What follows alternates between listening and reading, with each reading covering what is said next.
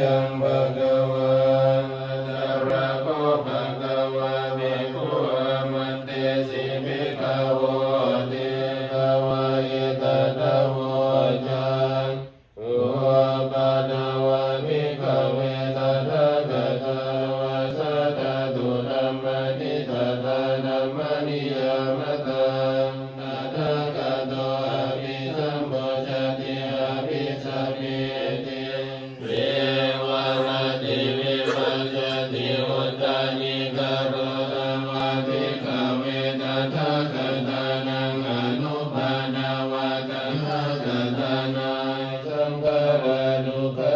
ติตังตถาคตอภิสัมโพชติอภิสัมมิติอภิสัมโพชติปัฏฐาติวิปัสสติอุตตานิกโรติโอปะดาวะภิกขเวตถาคตานังอนุปาณาวะตถาคตานังอิตาวะสัทธตุธัมมานิทัฏฐาธัมมานิยามตังสัพเพธัมมาอนัตตาติตังตถาคตอภิสัมโพชติอภิสัมมิติอภิสัมโพชิตวะอภิสัมมินันโตติ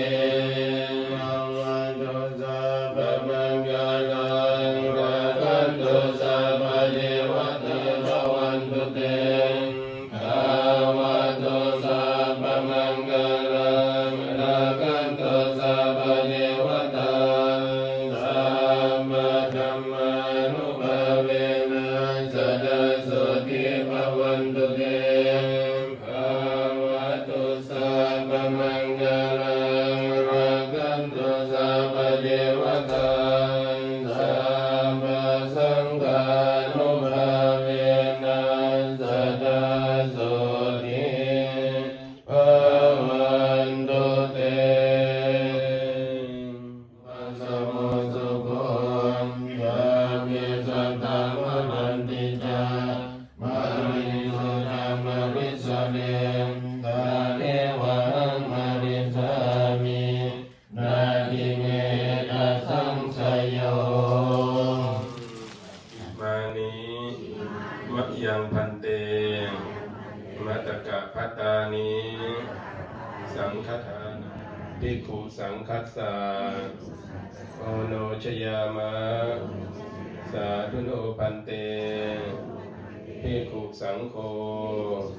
อิสังฆทานานิปังสุกุลจีวรานิ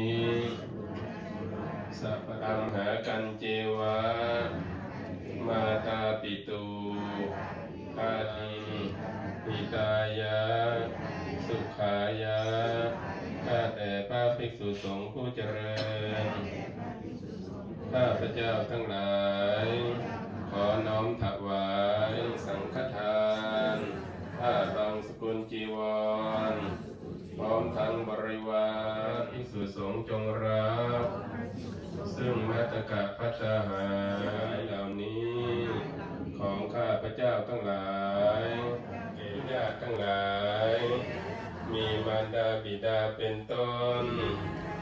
ผู้ที่ล่วงลับไปแล้วด้วยถ้าตกทุกข์ให้สุขยิ่งขึ้นไปตลอดกาลนานเทอญสาธุธัมมังนาสันตุสัมปนายะวะยะทัสสะโตภเว